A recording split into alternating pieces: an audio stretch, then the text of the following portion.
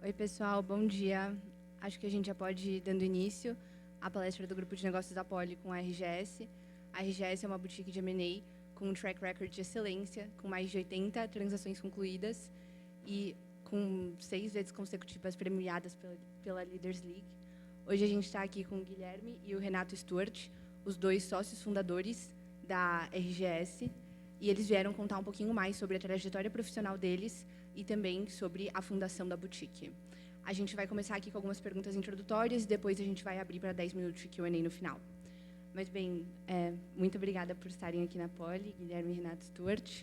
E, passando para a primeira pergunta, a gente queria que vocês contassem um pouquinho sobre a formação de vocês, os dois fizeram Poli, e como que vocês chegaram no mercado financeiro, dado que o primeiro emprego de nenhum dos dois, eu acredito que tenha sido, de fato, no mercado financeiro. Então, como foi esse processo até encontrar o mercado e traçar a carreira? Eu começo. Primeiro, obrigado pela oportunidade. Legal ver que sexta-feira, no horário do almoço, ainda tem gente interessada no assunto. Então, obrigado pela presença de todos. Acho que vale contar até como foi a nossa, não está na pergunta, mas como foi a nossa escolha pela Poli. Eu lembro até hoje que na época que a gente estava no colégio, tinha aquela semana onde vinham várias pessoas de diversas faculdades para contar como que eram as faculdades, né? E aí vinha alguém de uma outra faculdade, não vou falar nome porque outra vez foi gravado, depois ficou registrado, mas foi de outra faculdade, falou, não, aqui vocês vão ser excelência, espetáculo. E aí foi um cara da Poli, no colégio, contar como que era a Poli. E ele falando, olha, na Poli você entra, se forma 20%, você é só mais um, difícil pra caramba, vocês vão trabalhar pra caramba, esquece essa história de festinha que vai ter nas outras faculdades, aqui é jogo duro, vem se vocês quiserem. E a gente veio de uma família que o nosso avô, o nosso pai, o nosso tio, todo mundo fez Poli. E a gente chegou em casa e eu comentei com meu pai, eu falei, pai, parece que a história de Poli é difícil, estou pensando em fazer outra coisa. Ele falou, vocês querem molezinha? Né? E achei que isso foi super importante para a gente falar, de fato, não quero molezinha, né? A gente quer fazer alguma coisa que... A gente nem sabia que a gente queria fazer engenharia. Nosso pai é engenheiro civil, a gente nem sabia o que fazia na engenharia civil. Mas a gente achava muito de fazer a Poli era o desafio de ser uma faculdade que não era para qualquer um, de que não só você passar era complexo, mas também você se formar também não era qualquer um que se formasse. Então, acho que buscar esse desafio para a gente sempre foi importante, né? Não só o que você iria aprender, e, obviamente, ter escolhido a Poli era ter o lado confortável de que, olha, se eu me formei na Poli, certamente muitas oportunidades vão abrir. Eu sei que tem gente aí da fé também, acho que vale o mesmo discurso, mas acho que a escolha da Poli foi muito nesse sentido, né? E por que a gente foi parar no mercado financeiro, né? Então, eu lembro que, na época que eu estava na Poli, eu fui fazer intercâmbio, e eu fui para a França, e no intercâmbio que eu estava lá, eu fiz 6 meses de estágio. E eu fiz o estágio na Arcelor. Eu trabalhava com, literalmente, engenharia industrial mesmo. Eu trabalhava de macacão, capacete, e achei espetacular, achei muito legal. E aí eu vou deixar para o Guilherme contar um pouco da experiência dele também fora do mercado financeiro. E quando eu voltei para o Brasil, eu gostei muito. Aliás, o meu chefe, quando eu estava na França, ele falou, Renato, você não quer ficar aqui, nem se forma, nem volta para a Poli, fica aqui, se forma como técnico, fica trabalhando. E eu falei, não, eu quero me formar, eu quero voltar para o Brasil, enfim. Mas gostei demais de como foi meu estágio. E aí, quando a gente voltou para cá, e de novo, na nossa família, ninguém trabalha no mercado financeiro. E eu voltei um ano atrás, né?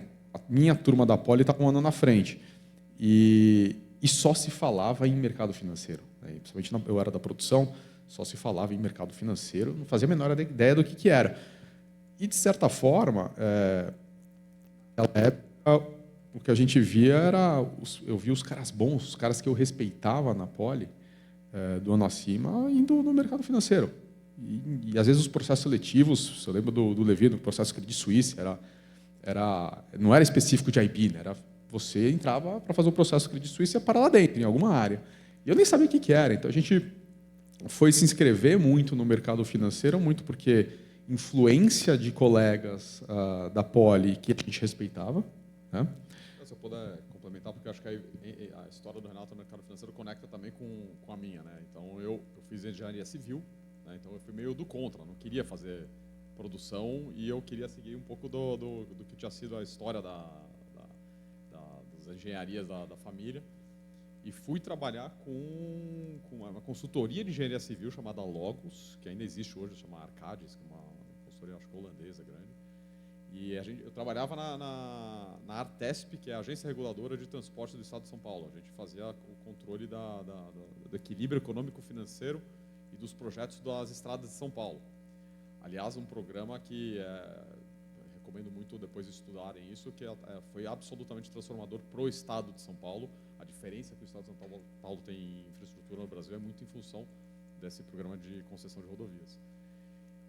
Mas o trabalho era muito chato.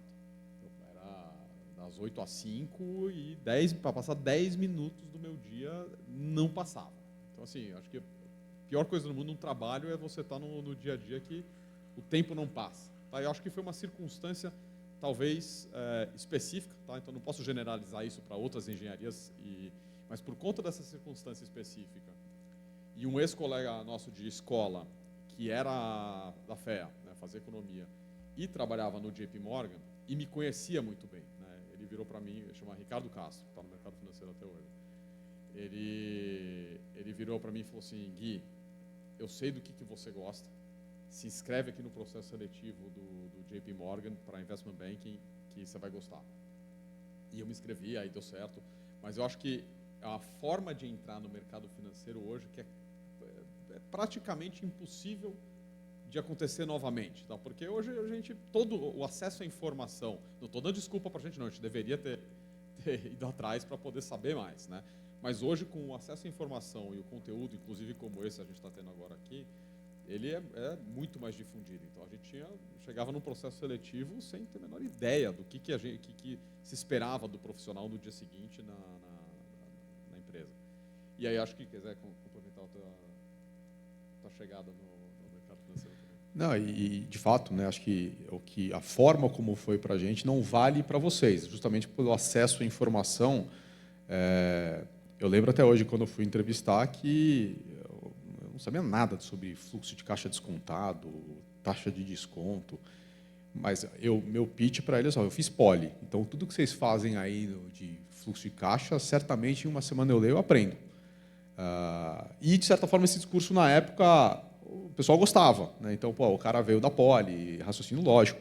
Mas hoje a competição, assim, por mais que a competição lá existiam poucas vagas, até a relação candidato-vaga era muito mais difícil para entrar em IB do que hoje é.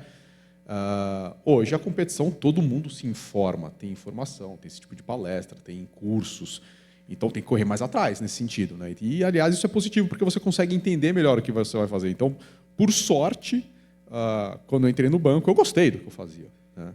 Eu sabia que era o dia a dia de M&A, de investment banking, não fazia a menor ideia.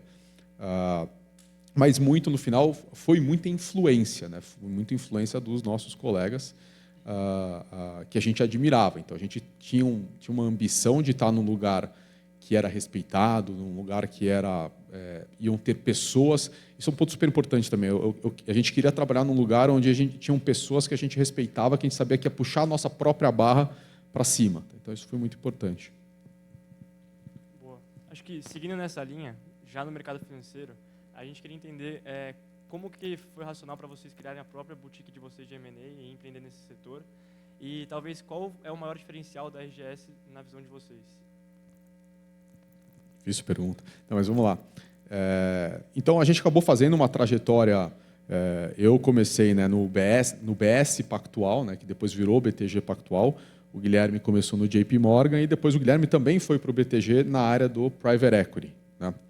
E a decisão nossa de fundar a RGS, ela tem dois componentes. Tinha o lado pessoal e tinha o lado de visão de mercado. Tá? E acho que, aliás, o primeiro motivador até foi o lado pessoal, né? Então, de certa forma, a gente sempre prezou em conseguir conciliar ser bem-sucedido profissionalmente e ter um profissional de excelência com saúde e família, né? E muitas vezes em IB, principalmente no início da sua carreira, é meio que esperado que você abdique das outras duas, né? Então, que você foque só na sua profissão e você dos outros pontos, tá? E isso a gente sabia que no longo prazo não era o que a gente gostaria. Tá? Então era algo que a gente acreditava que para você ter longevidade no que você faz, né? Então você conseguir conciliar essas coisas, você não equilibrar a sua saúde, você não equilibrar também o seu lado família, você não vai ser um profissional de excelência no longo prazo. Né? E ainda mais em mercado financeiro, o que você faz é igual vinho. Quanto mais tempo você faz, melhor você vai ficando. Né? Isso para tudo na vida. Né? Quanto mais tempo você insiste fazendo aquilo, melhor você fica. Então, se você trata o assunto como algo, olha, eu vou dar um sprint aqui e vou abrir mão do lado pessoal pelo profissional, eu acho que é uma visão muito de curto prazo. Então, a gente sabia que esses outros 2 pilares da nossa vida eram importantes. E a gente sabia que se continuasse nessa trajetória dentro dos bancos, ia ser mais difícil de conciliar. Então, esse lado foi super importante. O lado profissional tiveram 2 elementos. Né? Então, o primeiro elemento, que foi a primeira, vamos dizer assim, o spark ali para a gente começar a fazer isso, foi que a gente tinha um colega nosso da Poli, que um dia ele vira para mim e fala: Renato, eu tenho uma gestora de fundos e estou querendo montar uma área de M&A dentro dessa gestora e eu queria que você e seu irmão viessem juntos para montar. E na época eu falei: puta, M&A a gente faz aqui no banco, mas se você quiser montar uma gestora de private equity, eventualmente a gente pensa. Mas eu falei isso para ele meio que para desconversar, né?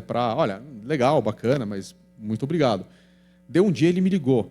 Ele falou: Renato, eu conheço um gestor gigantesco aqui do mercado, falei de você, do seu irmão, ele ficou super interessado em conhecer vocês. Né? E é um puta de um gestor do mercado, e a gente foi lá conhecer ele. Né? E o que foi legal nessas conversas que a gente teve, e principalmente entre nós 2, foi que a gente começou a gostar muito da interação entre nós 2 de tentar construir um negócio junto. Né? De tentar desenhar, colocar no papel o que seria esse fundo, o que foi isso. Por N motivos, o negócio não foi para frente. Mas aí a gente teve uma conversa, lembro até hoje, a gente estava no clube, lá no Pinheiros, e a gente falou: puta, olha, esse negócio não vai para frente, mas isso era por volta de julho. No julho de 2012. Vamos sair e montar um negócio junto? Aí a gente falou: puta, vamos. O que a gente vai fazer? Sei lá. Mas vamos pegar aqui os próximos 6 meses, vamos tentar pensar junto o que a gente pode fazer. Né? E ao longo desses 6 meses, o que foi interessante foi o seguinte: a gente começou a conversar com um monte de amigo, colega, então, para testar ideia, testar hipótese do que a gente poderia fazer. Né? E ao mesmo tempo, o Guilherme e eu, a gente sempre foi muito avesso a risco também. Então, a gente não é aquele empreendedor que, olha, eu vou pegar todo o meu capital, vou colocar no risco. A gente também sabia que a gente não queria colocar muito capital em risco. Então, muito das decisões de montar uma boutique de M&A no início é o que a gente sabia fazer, né? Por um lado, não há necessidade de você aplicar muito capital. E, por outro lado, quando a gente olhou um pouco o mercado, de certa forma, né, o que a gente via era, no mercado brasileiro, você tem poucas grandes empresas.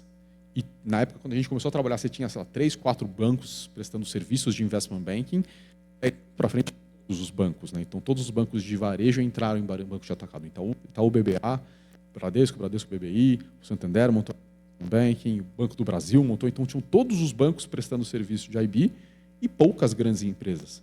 Ao passo que, quando você olhava o mercado de middle market, né, ou seja, transações de M&A de 100 a 1 bilhão de reais, tinham poucas boutiques, né, e não necessariamente elas entregando excelência. Tá? Então, quando a gente olha a RGS, o que a gente pensou no início é o seguinte: olha, a gente sempre foi profissional de excelência. A gente sempre, tudo que a gente fez, buscou fazer do melhor jeito. Então, a gente olhava no mercado americano, um Lazard, um Rothschild, do que eles faziam, que eles atuam no middle market, mas entregando um nível de serviço de excelência. Né? Então, desde o princípio da IGS, a cabeça sempre foi: olha, vamos entregar um serviço de excelência, porque um pouco condiz com quem nós somos. Tá? Isso foi o início da IGS. Perfeito. E como vocês bem mencionaram, a RGS tem uma forte atuação no middle market e também nas duas pontas, né, no buy side e no sell side. Então, só aprofundar um pouquinho como se dá 90% de sell side, né? Então, como que é atuar nas duas pontas? Ótimo. Eu vou até complementar o final da pergunta anterior, que acho que é um pouco do nosso diferencial, né? E eu acho que a extrapolação do que a gente é como pessoa e dos valores que a gente tem... Dá para ouvir o que eu estou falando? Dos valores que a gente entende serem o que vão tornar um profissional de longo prazo muito bom, e a cultura que isso traz para as pessoas, isso reflete diretamente no que é serviço de excelência para os clientes. Tá? Então, tem algo por trás dentro do perfil das pessoas que a gente gosta de contratar e que duram e ficam no longo prazo na RGS, que são características que fazem com que, provavelmente, Renato e eu e muitos dos nossos sócios queiram estar com a gente no longo prazo. Né? Apostar nesse conceito que o Renato falou de igual a vinho, você vai ficando muito bom, porque é aquele eterna busca. Né? Eu acho que até essa vontade por aprender mais, estudar mais e tentar sempre com aquele inconformismo de como que eu posso ser melhor ainda no que eu estou fazendo. Né? Isso, até depois que você sai da faculdade, é ainda mais legal, porque é voluntário. Você vai atrás do que efetivamente você se interessa.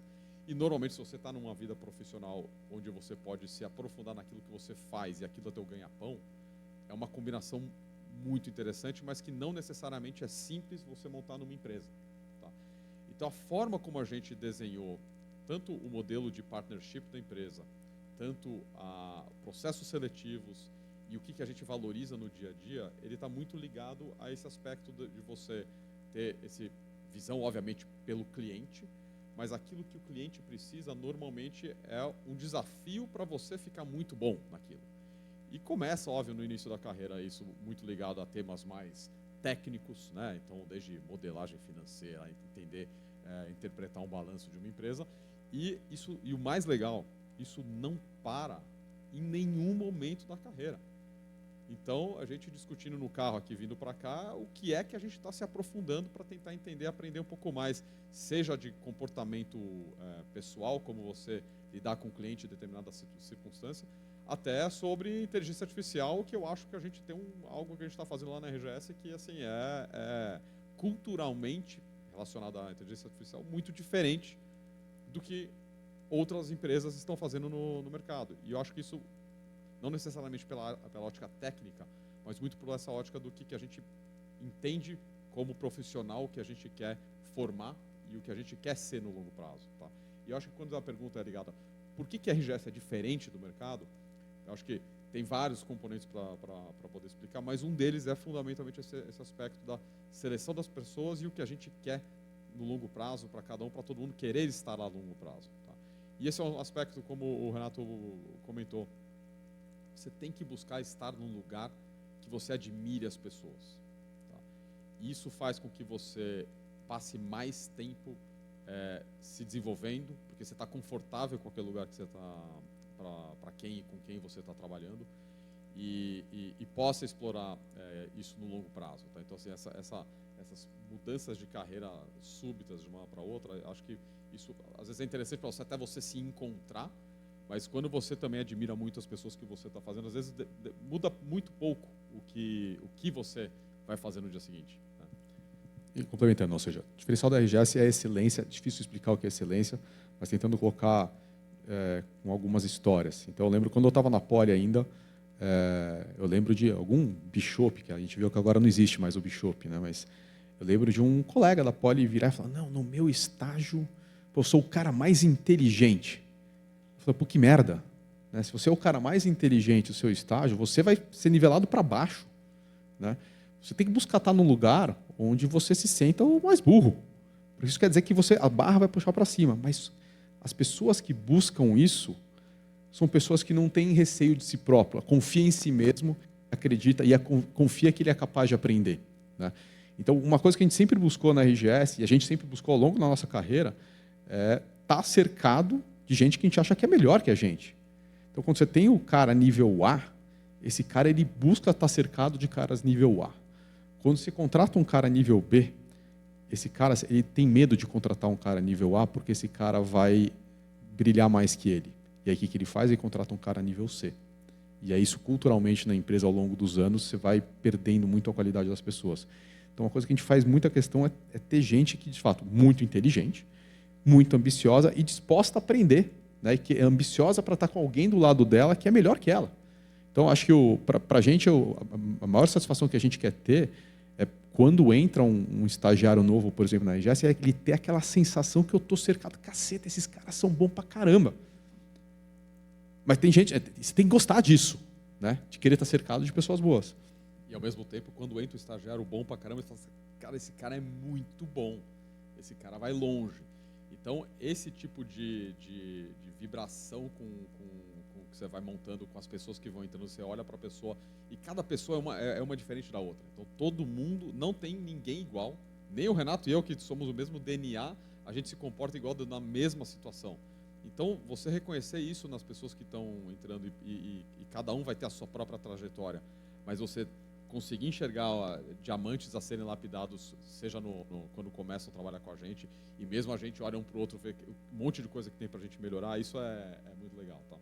Agora vou responder a tua pergunta, que é muito na relação com como é que a gente atende o mercado, né? Principalmente ligado a... Então, só para explicar brevemente, né? Fundamentalmente, a RGS começou como uma casa de assessoria em fusões e aquisições. Tá? E a gente... até pelo nosso histórico, a gente saiu do banco, a gente tinha muita gente que conhecia a gente como analistas associates de banco. Então, quer dizer, a gente não saiu, a gente tinha 27 anos quando a gente saiu do banco. Então, aliás, bem novos. Tá? Então, diferente de alguns profissionais de investment banking que saem para montar os seus negócios, meio que um lugar para o cara ler jornal e se aposentar e aproveitar alguns relacionamentos, a gente saiu com pouquíssimos relacionamentos, mas com uma capacidade de trabalho enorme. Então, muito do que aconteceu com a gente no início foi muita gente que sabia da nossa capacidade de trabalho querer contratar a gente para poder fazer. E aí vinha o quê? Era de tudo. Era buy side, sell side, e buy side com muita frequência, porque era pessoas que no buy side, muito tradicionalmente, você ser contratado para comprar um outro negócio, normalmente é uma empresa grande que te contrata para terceirizar serviço, na prática. Então, a gente percebeu que esse era ótimo pelo reconhecimento de que a gente sabia fazer o que a gente estava fazendo, mas não necessariamente pela uma ótica de negócios é o melhor dos caminhos. A gente acha que tem um equilíbrio, a gente não é 100% contra fazer buy-sides, a gente só acha que tem um equilíbrio. O equilíbrio pende muito mais para você representar quem está querendo captar dinheiro ou quem está querendo vender o seu negócio, mas também o buy-side, estrategicamente, em determinadas circunstâncias, faz sentido. Especialmente, como esse é um dos pontos muito importantes que a gente desenvolveu já nos últimos, eu diria, 3, 4 anos, é a especialização por setor. Tá? Hoje, na RGS, a gente tem aproximadamente 47 pessoas, tá? Então é um dos principais e maiores times de investment banking do mercado, entregando com esse nível de profundidade que a gente agora aprofundou em profundidade por setor. Isso combina um pouco com esse DNA. Então, quer dizer, quando a gente quer... Por que a gente se divide por setor? Para atender melhor o cliente e pela essa ânsia nossa de querer, se eu vou fazer a assessoria para alguém no setor de saúde, eu tenho que entender a ponto de poder discutir com o dono do hospital sobre o negócio dele. E se eu vou falar sobre uma fintech, eu vou falar com um banco, eu preciso entender no detalhe aquele negócio. Então, não tem como fazer isso. E isso foi um amadurecimento que aconteceu no mercado americano já há muitas décadas, e no Brasil não acontecia. Tá? Então, a gente foi um dos pioneiros a fazer esse tipo de cobertura por setor com profundidade no middle market, tá? E isso permitiu um ângulo e um crescimento diferencial muito grande. Mas derivado dessa questão cultural da gente querer aprofundar dentro de um setor, porque você vai trabalhar com um cliente num setor de empresa de agência de publicidade e você ficar boiando na conversa com o teu cliente, assim, se você não estiver incomodado, é ruim. Então, se você está se incomodando, significa que preciso aprender mais a respeito desse setor. E, obviamente, a gente escolhe os setores que têm maior liquidez dentro do mercado, porque, obviamente, estrategicamente pelo negócio, a gente precisa escolher os setores com os melhores bolsões de liquidez. Boa. Acho que voltando na parte de excelência que vocês trouxeram como um diferencial da RGS, é essencial para o mercado brasileiro, principalmente, né? Então, buscando entender um pouco melhor sobre o mercado brasileiro, né, com juros altos e talvez menor liquidez, como que vocês avaliam o mercado de M&A hoje, em termos de apetite de investidores e de valuation? Eu começo aqui. O mercado de M&A, ele é absolutamente reflexo da taxa de juros. Tá? Acho que taxa de juros é um fator preponderante, e eu acho que talvez uma dica macroeconômica que talvez se eu tivesse no lugar de vocês e pudesse gastar mais atenção, é atento a movimentações de taxa de juros locais e nos Estados Unidos. O impacto disso para a economia como um todo, né, e é a relação taxa de juros e inflação, isso é absolutamente fundamental para definir momentos de liquidez. Tá? Então, quando a gente viu, né, os exemplos esdrúxulos são aqueles que a gente entende melhor o mercado. Quais foram os momentos esdrúxulos do mercado brasileiro que teve altíssima liquidez e quando não tinha nada, né? Então, o momento esdrúxulo mais recente que vocês provavelmente viveram foi a pandemia. A pandemia, a taxa de juros foi para praticamente taxa de juros real ou zero, quase menor do que zero no Brasil. E o que aconteceu na sequência? Volumes extraordinários de M&A, porque o que acontece? O capital fica mais barato, todo mundo investe em qualquer coisa, porque se qualquer coisa se passa o hurdle né, a barra para se remunerar o capital começa a ficar baixa, todo mundo investe tudo, sobra recurso, sobra necessariamente, inclusive, apetite pelo tipo de transação, que é o do tipo mais arriscado, que é comprar outra empresa. Então, o M&A, ele é necessariamente o tipo de transação que é o mais arriscado. É você comprar um outro negócio. Eu não estou comprando um título não, que tem um comportamento específico na Bolsa de Valores. Então, quando a taxa de juros cai, né, a barra para o M&A ficar atrativo cai. Portanto, aumenta muito o volume de M&A. E o Brasil foi um país que, historicamente, viveu no lado oposto. O Brasil é um país que vive com taxas de juros elevadas. Não vou gastar tempo aqui explicando o motivo pelo qual, mas a gente hoje está num momento de taxa de juros relativamente ao passado alta. Então, a gente está num momento de menor volume de transações. Mas, quando a gente olha pelo histórico de mais longo prazo, aí estamos falando de 10, 15, 20 anos ou mais, né, a gente está em taxa de juros relativamente... eu não vou dizer que aceitável é sacanagem dizer, porque todo empresário que está com alguma taxa de juros pagando dívida a 15%, assim, vai dar problema. Tá? Porque quando ele pegou essa dívida, ele não estava esperando essa subida. Mas ainda tem negócio. Tá? Então, a gente enxerga sempre, como empreendedores, a gente é sempre copo meio cheio. Tá? Então, a gente, desde que a RGS foi fundada em 2013, acho que a gente pegou um momento de vento a favor. E eu acho que isso para a carreira de todos aqui não contem que o mercado vai melhorar para poder tomar decisões. Assim, assuma que o vento sempre vai ser contra. E monte seus negócios, monte sua vida profissional a despeito do que vai ser o mercado. Por quê? Porque muitas vezes você pode ficar pessoalmente influenciado. Pô, perdi um momento de mercado que a minha carreira poderia ter sido desenvolvida, etc. Assim, só ficar reclamando. E talvez muito da pergunta, a dúvida que talvez vocês tenham é, que carreira que eu escolho olhando o cenário macroeconômico brasileiro? Se eu quero ir para o mercado financeiro, se eu quero ir para algum outro mercado, né? O que a gente também aprendeu pessoalmente, infelizmente, tá, pessoal, é que de fato o mercado financeiro dá dinheiro. Né? Então, e outras carreiras em outros mercados, não. Então, se você vai ter um vento contra, talvez o mercado financeiro sofra menos do que alguma outra coisa na economia real.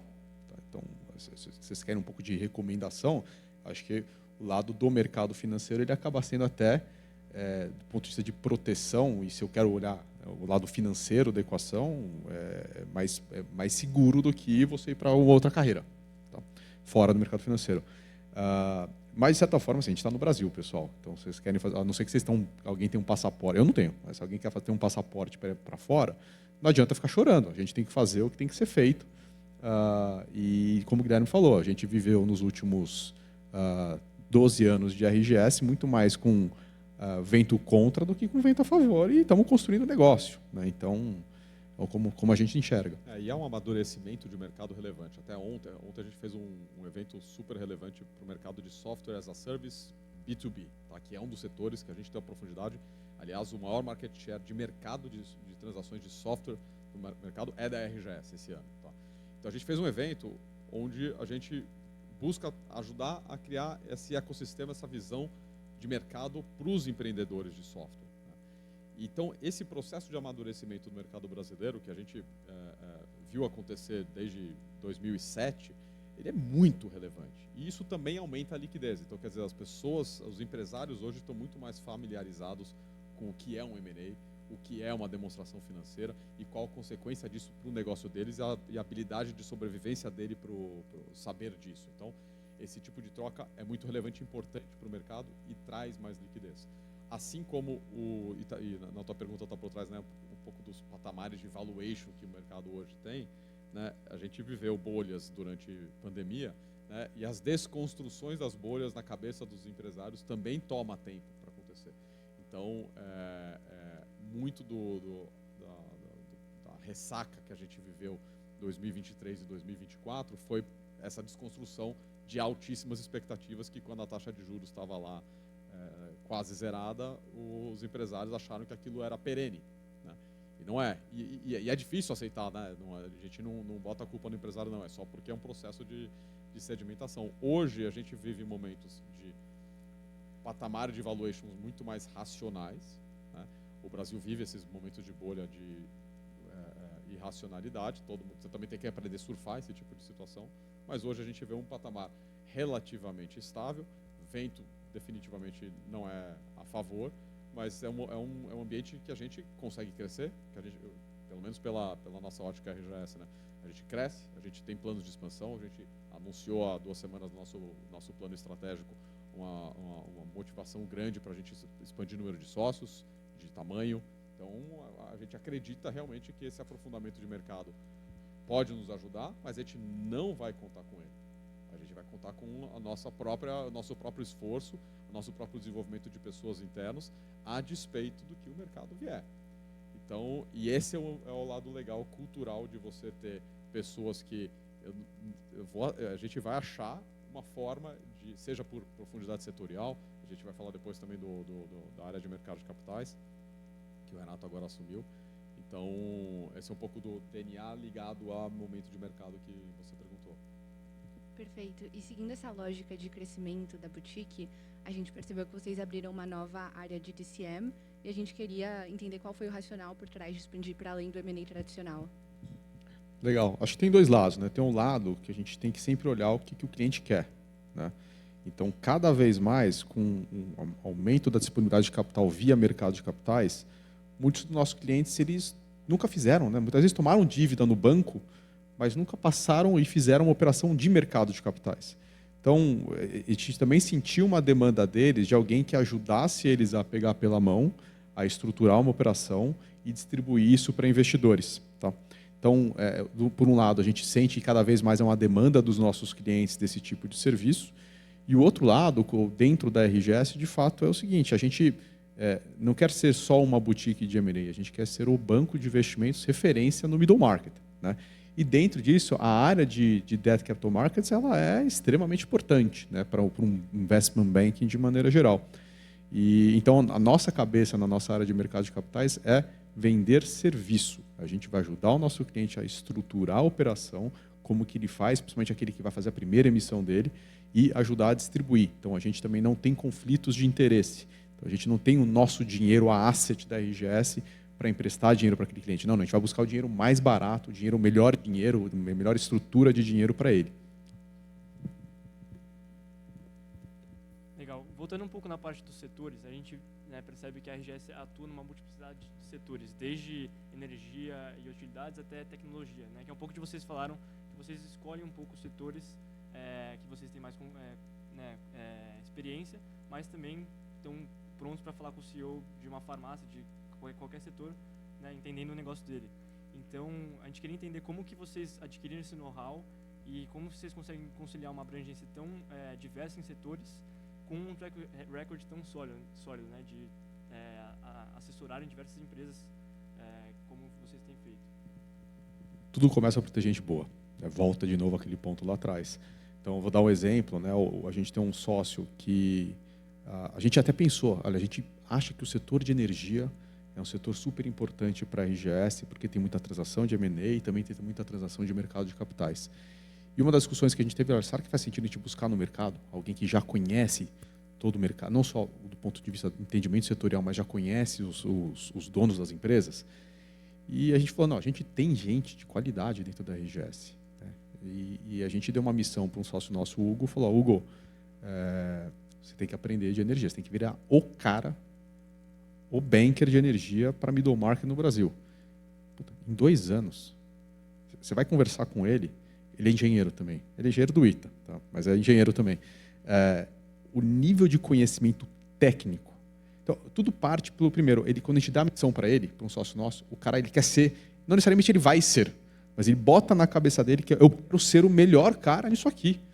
Isso para a gente é fundamental. Qualquer coisa que a gente vai fazer na vida, eu lembro que eu voltei a jogar tênis. Eu quero virar o Nadal. Eu sei que eu não vou virar o Nadal, mas só de você botar na sua cabeça que você quer ser muito bom naquilo, né, eu quero ser o melhor banker de energia do mercado, já é um passo fundamental. Óbvio, o cara tem que ser muito bom também.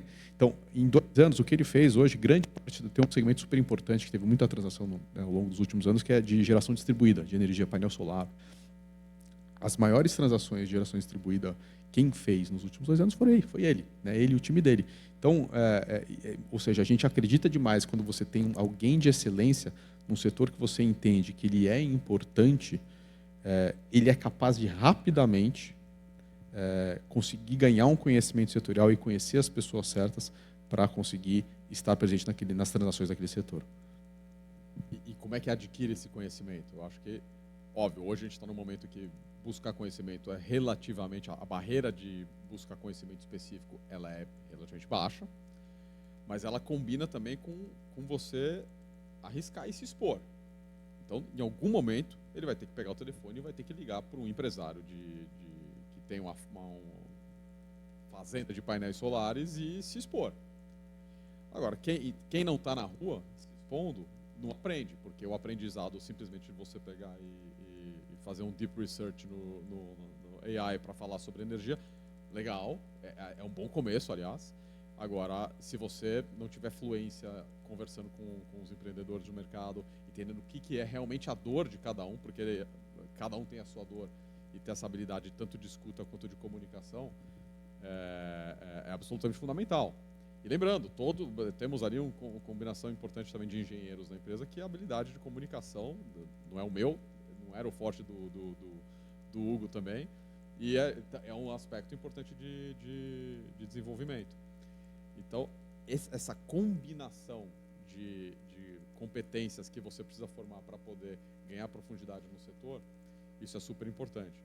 Então, começa com exposição, você não sabe nada, mas com o tempo você acredita naquele ponto, você vai insistindo naquilo. Eu acho que desistir, acho que isso é um pouco da característica da Poly, que você não vai desistir rápido, né? Vai ter ali aquela prova que você vai ficar... É um processo formativo relevante você tirar uma nota baixa, você ter que se virar para aprender uma matéria que não tem a menor ideia como resolver, e isso é muito parecido no dia a dia do trabalho, né? Acho que à medida que você vai ficando, evolui na carreira como profissional, os desafios tem muito do processo acadêmico de você aprender, errar e acertando, mas muitas vezes as respostas não são tão óbvias assim. E essa é a parte mais legal da vida profissional mais velha, que no começo aqui, ainda mais na engenharia, as respostas são muito exatas, né? Então, quer dizer, você tem formas corretas de executar ou de responder uma prova, né? Na vida profissional, especialmente em negócios, é muito, muito, muito incerto. E esse tipo de desafio é super interessante. E tem um lado legal também, que nem toda transação a gente vai atrás, olha, daquele setor. Às vezes o cliente vem até a RGS num segmento que a gente não conhece, né? Então, acho que um dos desafios legais que a gente gosta também é do aprendizado. Então, você hoje está trabalhando com uma transação no setor de energia, amanhã está trabalhando numa transação de um outro setor, né? A gente até se divide em células dentro da RGS por segmentos, mas às vezes aparece um segmento novo. Aí, você querer rapidamente, querer conhecer do setor daquele seu cliente e conseguir ajudá-lo, para a gente é muito prazeroso, tá? A gente gosta do desafio de querer virar alguém que conhece muito daquele novo segmento. E acho que você buscar desafios constantes, acho que é legal, é uma coisa que a gente busca dentro da RGS. Perfeito. E para finalizar aqui, a gente queria saber qual é um conselho que vocês dariam para alguém que quer traçar carreira em investment banking. Número 1, tudo que você quer fazer, você tem que buscar ser o melhor naquilo que você faz, né? É um mercado extremamente competitivo e tem que gostar da competição, né? Então tem que gostar de querer aprender e querer ser o melhor naquilo que faz. Então tudo que você se propor a fazer é querer fazer com excelência, tá? Então, acho que é o ponto número 1. Número 2, ambição, né? Não é uma carreira fácil, né? Independente se é em banco, se é boutique, é uma carreira que o cliente, aquela transação da vida dele, aquilo lá é mais um filho, muitas vezes, seu empresário. Então, ele está super ansioso naquele momento. Então, se você também não está lá à disposição para ele, querendo ajudar ele, se ele te ligar no sábado de manhã porque ele está ansioso com o que vai acontecer, se você tem que querer tomar as dores dele, né?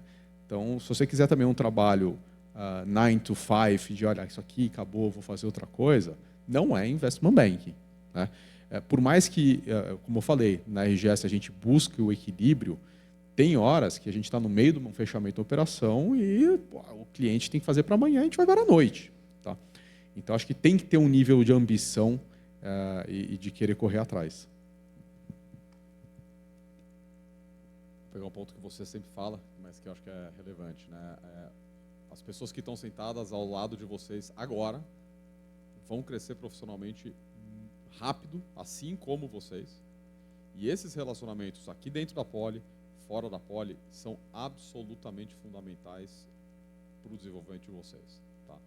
E qual que é a consequência disso? A reputação de vocês, que já começou, tá? Então, no momento que vocês entraram na Poly, a forma como vocês se portam nos grupos, a forma como vocês se portam durante as aulas, a forma como vocês se portam principalmente fora da faculdade, não é o Renato, né, o Guilherme, né, no nosso processo seletivo a gente não pega isso.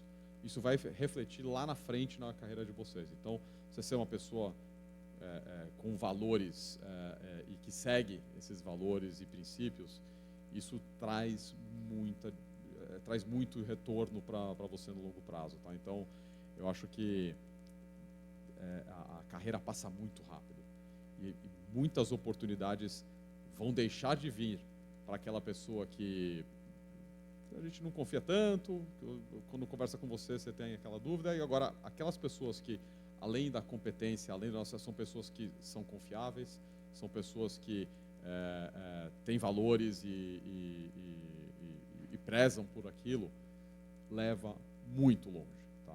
Então, esse é um aspecto que assim, é difícil fake isso, né? Você fingir que você segue seus valores, mas não esqueçam disso, tá? Então, assim, respeitem, ajudem os colegas, sejam assim, seguidores daqueles princípios básicos aqui, né? Desde honestidade e hoje em dia até palavra até que tá bem importantíssimo a gente reforçar, porque acho que leva longe, tá? Então, o nosso pai sempre falou, olha, você está sendo avaliado todos os dias por o que você faz pelos seus colegas. E, de fato, hoje, não só a gente tem muitos clientes na RGS que vieram de ex-colegas nossos da Poly, como pessoas que foram indicadas para trabalhar com a gente, que foi o pessoal da Poly que lembrou. Então, quem você é na faculdade, então, vocês já vão colher os frutos disso. Tenham a forma que você se comporta no grupo do trabalho. É o cara que vai ficar só no poker e é o cara aquele que é o inteligentão, mas só não estuda nada. Na hora da profissão, na hora que vai para a carreira, você vai pesar um pouco isso também, tá? Você vai ser referenciado, você não vai ficar nem sabendo muitas vezes, porque às vezes um de vocês vai estar estagiando num lugar e aí vai ter um cara do ano seguinte no ano anterior, que vai lá e vai prestar o processo seletivo. Se o cara do ano acima te achou um folgado, você acha que ele não vai virar para o chefe dele e falar, não contrata esse cara? Vai acontecer. E o contrário também. Então, prezar por quem vocês são hoje, ele é fundamental.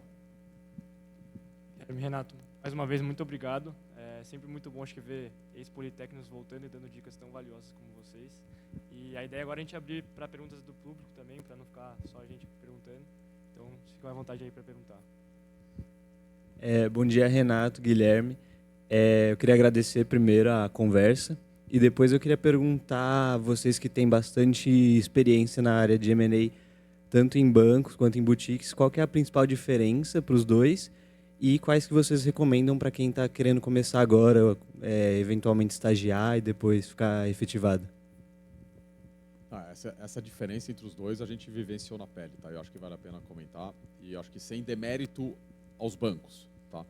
Mas primeiro por uma questão, muitas das coisas que acontecem na vida é em função da circunstância que você está. Então a gente aqui, para trabalhar em transação de middle market, a remuneração por transação que a gente tem, ela é menor do que um banco tem numa transação maior. Portanto, você precisa aprender a ser eficiente. Então, a gente brincava lá, tem que aprender a explorar petróleo a $20 o barril. Então, o banco opera, nem sei qual que é o preço que está o petróleo agora, mas o banco opera a 80, a gente opera a 20. Tudo bem, só que se você operar no mercado de middle market da mesma forma que o banco faz a 80, de forma extremamente ineficiente, você não vai dar certo no middle market. Tanto é que muitas pessoas que foram e a gente passou por esse aprendizado, tá?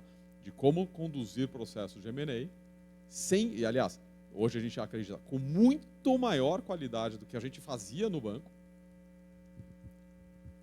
mas com a remuneração menor, tá? Então, para encontrar essa forma é muito importante. Aí, na experiência de quem está no dia a dia, qual é a grande diferença?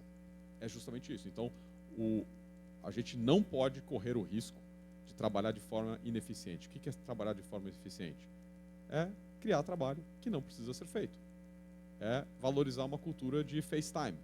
Né? FaceTime, para quem não conhece, é o cara que fica lá, eu vou ficar aqui trabalhando alguma coisa, eu invento alguma coisa para eu fazer, ou sou improdutivo, porque é legal, pela cultura da empresa, ficar aqui até mais tarde. A gente fica até tarde, quando efetivamente precisa. Então, quando você está num ambiente profissional onde tudo que acontece de novo, não estou dizendo que, não posso falar que 100% do que a gente faz é de forma absolutamente eficiente, mas desproporcionalmente maior do que é num grande banco, porque ele pode, a gente não pode. Então, por mais que a gente conte isso também como um lado também cultural nosso, intencional, a gente precisou agir dessa forma para que a gente não pode ter uma cultura de desperdício de tempo sem propósito. E qual que é a consequência disso na vida profissional das pessoas? Eu trabalhei no JP Morgan, a minha opinião começava a ser ouvida depois de 3, 4, 5 anos de casa e olhe lá. A gente quer essa opinião no dia que você entrar. Por quê? Porque o processo de formação rápido das pessoas que começam a trabalhar com a gente, por mais que a tua opinião provavelmente ela não vai ser certeira na primeira, ela é absolutamente importante para a formação das pessoas e a gente ter uma pessoa de altíssima qualidade na frente do cliente. Então, por conta dessa diferença de tamanho de transação, né, dá mais trabalho fazer transação menor, porque as empresas não são organizadas, porque você tem um monte de componentes além do financeiro para resolver com o empresário. A gente precisou ser muito eficiente. E aí a experiência para quem está trabalhando é completamente diferente. Se você vai virar a noite para um negócio, e você vai, provavelmente, é porque efetivamente precisa, você tem certeza que precisa. Então, eu virei muitas noites na minha vida que eu tinha certeza que eu não precisava ter feito, porque a pessoa de cima não está muito preocupada com isso. Não só isso, né? Quando você trabalha em transações maiores no banco, você vai ter, numa transação, você vai ter o Managing Director, o Executive Director, o Director, o Associate, 2 analistas e 3 estagiários num deal. Né? O deal, às vezes, de 50 bilhões, 5 bilhões de dólares. E cabe, né? Do ponto de vista de remuneração, se sai aquela transação, o cara vai ganhar um FII, paga todo mundo. Mas, de fato, daqueles 10 caras alocados no deal, provavelmente tem 3 trabalhando. Né? O outro está revisando o trabalho. E até uma forma de proteger pelo tamanho da transação, qualquer errinho são bilhões de reais. Então, naturalmente, quando você é um estagiário do banco, numa transação desse porte, você vai estar apertando um parafusinho e olhe lá, como o Guilherme falou, sua opinião, até porque você não está vendo a construção do Boeing como um todo, né? Você está lá apertando aquele parafusinho. Tudo bem, você vai ser um mestre parafusador daquilo lá. Você vai saber fazer muito bem aquilo e com o tempo você vai vendo, ao longo de 10 anos, você vai ver como que constrói o Boeing, mas você vai demorar muito mais tempo para ver isso. Né? Ao passo que na boutique, a gente, primeiro, o deal team ele é muito menor. Né? Então, muitas vezes, deal teams de 2, 3 pessoas. Então, você vai ter exposição ao cliente, você vai participar do deal como um todo. Então, acaba sendo natural que um estagiário, um analista nosso, um associate nosso, ele acaba tendo uma experiência, seja em volume de deals e da trajetória do deal como um todo, muito maior. Então, ele acaba tendo uma experiência, na nossa opinião, de formação como um profissional de M&A muito mais completa. Boa. Guilherme e Renato, queria agradecer pela disponibilidade. E agora que vocês entraram em DCM, eu tenho uma dúvida, porque nos Estados Unidos é muito mais comum assim as empresas se financiarem por dívida do que no Brasil. E aí eu entendo que vocês falam que vocês viram uma demanda, imagino que da carteira de clientes de vocês, em DCM para emitir dívida, mas eu queria que vocês comentassem um pouquinho de como vocês veem esse mercado para o futuro e talvez barreiras econômicas que impeçam o mercado dos Estados Unidos o mercado do Brasil ser igual ao dos Estados Unidos. Obrigado. Ótima pergunta. A gente tem muito cliente, principalmente os mais velhos, que fundaram a empresa muito no passado, que eles são totalmente avessos à dívida. Ele fala, ter dívida, ele não quer. Às vezes, até fiscalmente, financeiramente, faz sentido. Você mostra no papel para ele que faz sentido. Ele fala, obrigado, eu não quero. Ainda tem. Culturalmente, a gente vai conviver muito com isso, que é aquele dono da empresa que ele fala, não quero um centavo de dívida, se possível. Que ele acha que até pegar a dívida quer dizer que ele vai quebrar a empresa. Então, tem um pouco dessa cultura ainda. Tá? O que faz com que a gente ache que o mercado brasileiro se aproxime cada vez mais. O grande problema que a gente tem no Brasil é que você tem uma concentração bancária muito grande. Né? Então, o acesso hoje das empresas a crédito, ele acaba sendo muito limitado a poucos bancos. Então, quando começa a surgir o mercado de capitais, você ainda tem várias barreiras ainda que, às vezes, um cliente típico nosso do M&A, a gente não consegue servir ele com dívida. Por exemplo, tem muitos clientes nossos do M&A que eles não são auditados. Né? E você consegue vender a empresa dele. Agora, na dívida, se você não tem um balanço auditado, vai ser praticamente impossível, se não é impossível, dele emitir um instrumento de crédito privado. Tá? Então, há muitas ainda, a barreira que a gente encontra também é do ponto de vista de governança das empresas, de quão organizadas elas são. Tá? Então, de fato, não é para qualquer empresa que você consegue fazer uma emissão de dívida. Por isso que eu acho que vai estar muito longe da gente ter um nível de penetração no mercado brasileiro do que tem no mercado americano. Muito pelo lado da governança. E eu acho que também, hoje, quando a gente conversa com os investidores, hoje tem demanda por crédito. Então, eles têm dificuldade de originar operações. Então, se tivessem mais empresas com governança, com balanços auditados, etc., você teria muito mais emissões também. Não sei se eu respondi perfeitamente a sua pergunta. Tudo bem. Guilherme, Renato, bom dia. Primeiro, agradecer o tempo, disponibilidade e os insights. Vocês comentaram um pouco sobre o uso de IA dentro da RGS, vocês comentaram um pouco por cima, e imagino que vocês tenham visto que nas últimas 2 semanas aí saiu que a OpenAI tem investido muito em analistas de ex-grandes bancos para treinar os modelos deles, para automatizar grande parte das demandas operacionais que ocupam ali grande parte de um analista estagiário durante os primeiros 5 anos. E eu sei bem que esses anos de formação são essenciais para criação de bons bankers depois, para a parte técnica. Como que vocês enxergam esse panorama de mudança de formação desses junior bankers e como vocês enxergam isso dentro da RGS para os próximos 5 a 10 anos? Obrigado. O Guilherme deve estar louco para responder. O Guilherme mas eu vou só fazer a primeira introdução antes porque o Guilherme obviamente já tem a resposta pronta, mas acho que quem deu uma resposta muito legal essa semana foi o próprio D.J.D. Sol, né, o David Solomon, que é o presidente da Goldman Sachs. Quando a gente, nem preciso pegar o histórico dele, tá? Quando a gente começou a trabalhar em M&A, para você fazer um trading comps, um transaction comps, eu lembro que assim, eu tinha que entrar no site do IB Botson, eu tinha que imprimir os relatórios das projeções, eu tinha que imprimir cada um dos balanços das empresas que eu queria colocar no trading comps, circulava na mão cada um dos números, fazia a conta na mão e colocava no Excel. Ou seja, era um trabalho que demorava para você fazer bem feito, um trading comps, transaction comps, demorava no mínimo uma semana. Hoje, seja porque as plataformas do tipo Capital IQ, elas já conseguem pegar o dado. Antes a gente nem conseguia usar porque era tudo errado as informações, ainda mais de empresa brasileira. Hoje o time demora horas para fazer isso. Então é natural, tá, que cada vez mais a produtividade que você vai ter é muito maior. Sempre tem que ter um cuidado de você estar entendendo o que você está fazendo. Então cada vez mais a ferramenta vai facilitar. Tá? Mas eu acho que a minha visão, pelo menos vou deixar o Guilherme complementar, que ele tem uma visão muito mais ambiciosa, é que o AI vai certamente melhorar muito a produtividade. Então, a gente teve até algumas conversas, há alguns tempos atrás, com estagiários que ficam até com receio de usar, porque, puta, será que eu não estou roubando? É igual o Excel. Quando não existia o Excel, você fazia a conta na calculadora, você começou não, vou fazer a conta na calculadora para não ficar burro. Não, você tem que começar a mexer no Excel. Né? Então, tem que usar. Né? Porque a gente estava discutindo outras coisas no processo seletivos. Não é um consenso ainda entre nós, mas talvez é igual quando a gente fala prova com consulta. Né? Eu lembrava na Poli, quando era prova com consulta, eu achava pior. Porque a informação está lá, você tem que achar no livro.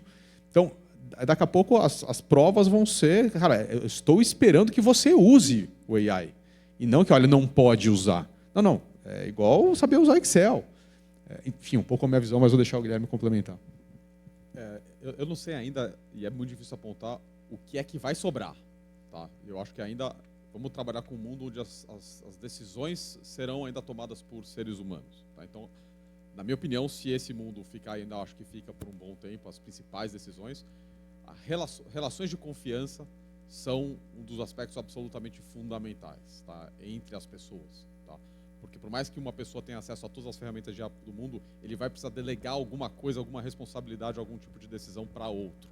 Então, eu acho que extraindo, esse é um ponto importante. Agora, o Renato comentou um ponto aqui muito ligado à produtividade. Tá? O que a gente espera, diferente de produtividade, que até a gente está vendo que o reflexo de produtividade no mundo ainda não está tão grande, apesar de um monte de coisa que a gente descobre. O que a gente mais sente aqui, tá? E a gente espera isso, e isso vai ser importante para o começo da carreira de vocês. Assim como numa prova com consulta, com uso de IA, ela tem que ser refeita. Então, a forma como a gente vai trabalhar no dia a dia com as pessoas tem que ser refeita. Então, se você está fazendo um trabalho que você tem à sua disposição o melhor Managing Director de Investment Banking que já existiu com todas as informações e você não está usando, você está errado. Tá? E serve para 2 pontos. Então, qual é a consequência disso? Um estagiário, se a gente não trabalhar com o seguinte princípio, de que o estagiário, somado a um IA do lado dele, ele tem que dar uma resposta que é melhor do que a minha para o negócio. Tá? Talvez a minha mais IA talvez vai ser melhor, mas o estagiário mais IA tem que trazer uma resposta melhor do que a minha. E como a gente faz para isso acontecer? Primeiro, na relação profissional minha com uma pessoa subordinada a mim, eu tenho que exigir um padrão de qualidade para a resposta brutalmente superior. Tá? Então, como é que a gente faz isso na prática? Tá? Na prática é o seguinte, a gente tem um conceito, alguém já foi em stand-up comedy aqui, que é, você vai lá para o cara fazer o roasting da pessoa, você chega lá, o cara vai para o stand-up comedy só para o cara sacanear do trabalho. Então é o seguinte, uma vez que você já fez o seu trabalho usando IA, você vai pegar o seu trabalho, você vai pedir para o IA dizer por que ficou uma merda. E a forma que eu quero receber o trabalho é o seguinte, você vai me apresentar o teu trabalho final, mas não adianta só você mostrar o final, você vai mostrar como você chegou naquilo e porque depois que você passou pelo roasting, você já resolveu todos os problemas que ele indicou. Olha o nível de profundidade e de qualidade de um trabalho se ele passar por isso, por esse processo. Tá?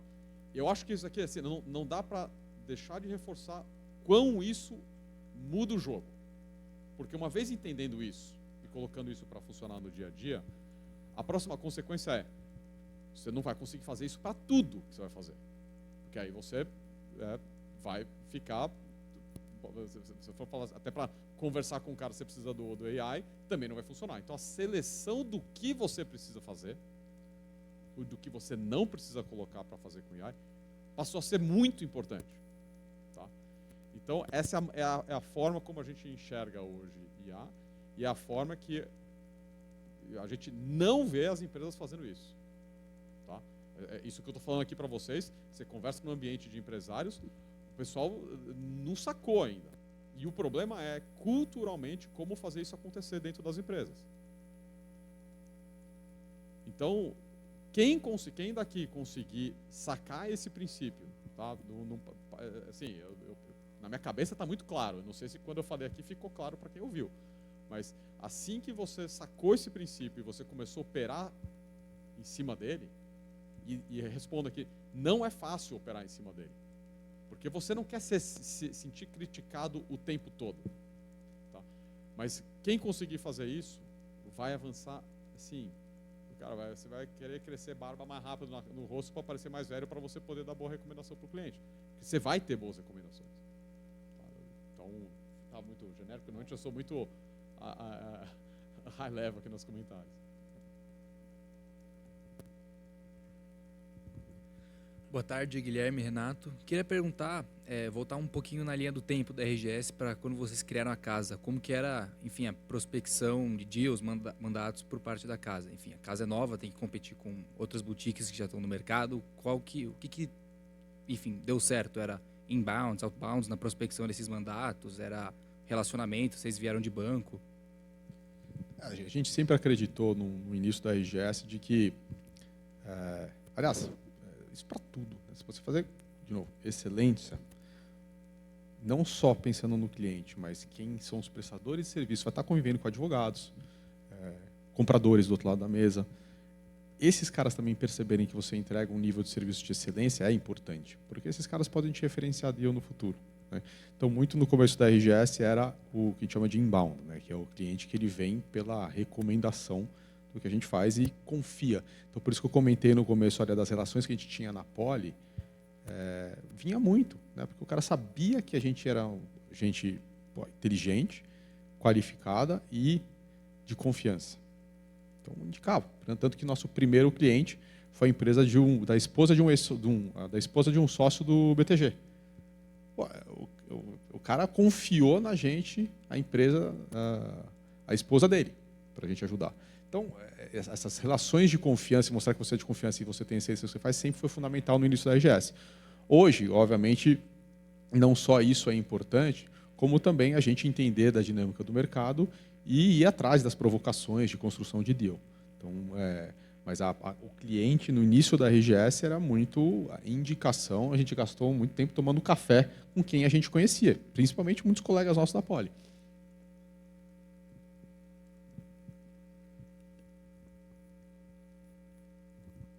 Boa.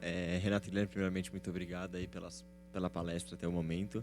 Eu queria fazer uma pergunta direcionada ao middle market que vocês atuam e como que vocês lidam com clientes que normalmente a empresa, como você disse, é quase que um terceiro filho para ele e como é uma relação muito mais próxima do que os grandes bancos e empresas maiores. E como que vocês vão lidando o processo de avançando e chegando no final e tem vezes que o cliente dá um passo para trás por algum tipo de medo, como você falou propriamente na área mais de DCM, mas olhando mais para M&A, como que dá essa relação em que vocês têm que ser quase pais para ele ou professores, alguma coisa do tipo? Eu vou fazer uma comparação. Então, quando você está no banco, geralmente o seu cliente é uma grande empresa. Então, essa grande empresa, quem são os stakeholders que você tem que convencer? Primeiro, geralmente, o cara que se lida no dia a dia, geralmente é o CFO. Então, é uma conversa técnica. Então, esse CFO, muitas vezes, até já passou pela escola de Investment Banking também. Então, ele sabe tecnicamente o que tem que ser feito e ele sabe avaliar o trabalho no detalhe do que você faz. Depois, você tem que convencer o CEO, muitas vezes o board, então você tem que fazer um pouco dessa rodada de convencimento de, olha, que aquela proposta faz sentido, mas geralmente é uma conversa técnica. É uma conversa de você fazer esse convencimento técnico. Do lado do nosso cliente, geralmente, o nosso cliente, a empresa de middle market, é uma empresa do dono. Aquele cara faca na caveira, que ele construiu um negócio do zero, é um cara geralmente brilhante, mas muitas vezes ele não tem a sofisticação técnica que o CFO de uma Vale tem, para você conversar. Então, número um, você tem que educar ele, né? E de maneira sem parecer, olha, de cima para baixo. Eu tenho que ensinar ele como é que ele deveria avaliar. E não só isso, mas para você conseguir ensinar ele, primeiro você tem que mostrar que você está escutando ele. Né? Para ele começar a te escutar, você tem que ter mostrado que você escutou ele primeiro. Então, você entender as dores dele, que muitas vezes ele não sabe nem expressar aquilo, é fundamental. Então, a gente brinca que a gente não só é o assessor financeiro dele, a gente é o professor dele e a gente é o psicólogo dele. Pessoal, vamos para a última pergunta.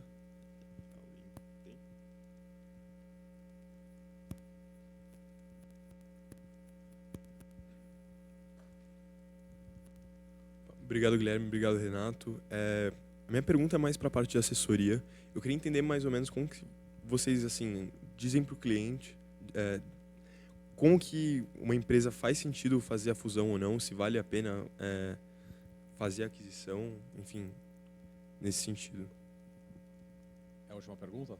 Só aproveitar até para agradecer também a presença de todo mundo, porque sabe o horário, sexta-feira, então todo mundo aqui até o final prestando atenção. Primeiro já agradecer aqui. Agora, a tua pergunta ela é no ponto do que é o que você tem que entregar para o cliente em termos de por que fazer um negócio, né? E por que não fazer, né? Aliás, a maior quantidade de motivos para não se fazer uma transação, ele supera desproporcionalmente aqueles que justificam fazer. Tá? Então, tem vários tipos de transação. Tá? E tem transações que elas são muito fáceis de você identificar o motivo pelo qual deveria fazer, e tem transações que é bem mais difícil. Tá? E aí, obviamente, a primeira definição disso é sinergia. Né? Então, o que é o conceito da sinergia? É que provavelmente a empresa, na mão de um terceiro, vale mais do que na sua. Tá? Seja por vários motivos, desde custo de capital até porque tem sinergia. Então, a empresa, na mão do terceiro, ele vai aproveitar algo que a empresa tem, que ele não tem, e isso gera valor. Tá? Então, tem dois tipos fundamentais de sinergia. Tem sinergia de custo, que são normalmente originais do que a gente chama de transações de escala. Então, o cara comprando para abarcar mais mercado, regiões, etc. Aí o que acontece? Ele compra um negócio que tem uma carteira de clientes, ele vai reduzir o custo daquela empresa no dia seguinte e ótimo. Então, o EBITDA que ele está comprando na mão dele sobe, por uma questão de sinergia de custo. Tá? Mas sinergia de custo não é a única. Tá?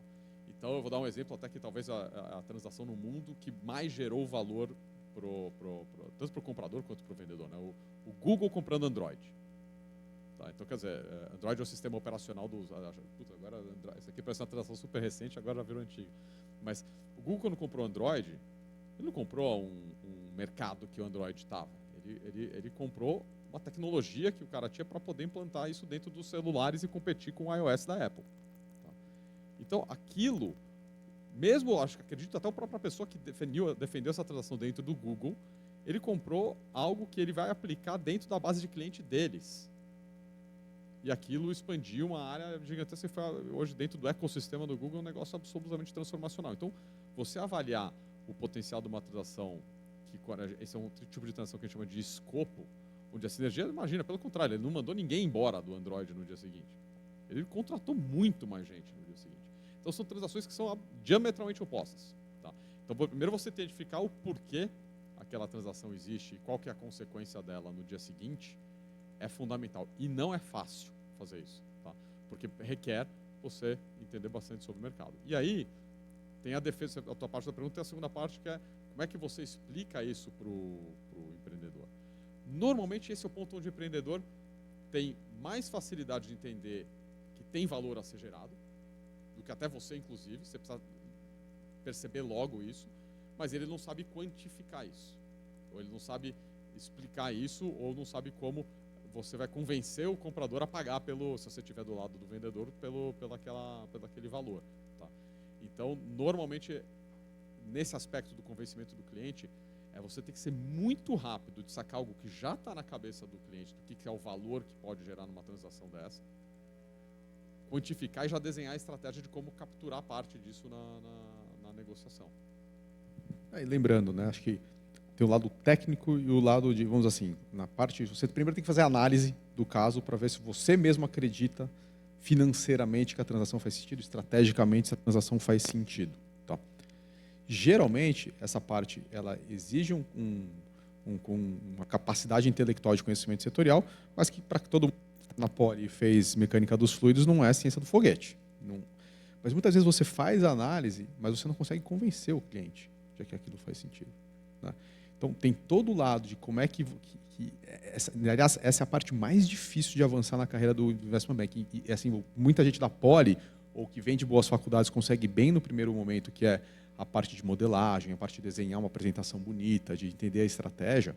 Isso, naturalmente, quem passou por que vocês estão passando e vão passar, vocês vão conseguir fazer. Agora, como convencer o cliente que aquilo faz sentido, é outra brincadeira. Então, como você vira o trusted advisor do cliente, que você tem a credibilidade, né? Ele confie que você está dando a recomendação certa. Porque, primeiro, a relação nossa com o nosso cliente ela já nasce de um conflito, porque a gente ganha no sucesso da operação. Então, se você não conquistar a confiança dele, ele acha que você está empurrando ele para aquela transação porque você quer ganhar um FII. Então, você ter credibilidade, de ganhar a confiança dele, entender quais são as dores dele, é muito mais difícil. Então, o que a gente cansa de ver é muita gente que entende exatamente qual é o problema, sabe a solução, mas não consegue convencer o cliente. Tá? Então, acho que tem esses dois componentes. O lado técnico, de uma fusão, tem que fazer análise do accretion dilution, mostrar que vai ser accretive para o cliente. Essa parte técnica, que geralmente com 3 anos de investment banking, você consegue sacar bem isso. Mas a próxima jogada de que e aí, vai lá, convence o cara a fazer. Muita transação morre porque você não consegue convencer. E que faz sentido. Perfeito. Muito obrigada a todos que conseguiram estar presentes aqui na palestra, em especial ao Guilherme Renato Stuart. A gente convida todo mundo a se juntar ao coffee, que vai ser servido aqui fora. Muito obrigada, pessoal. Obrigado, pessoal.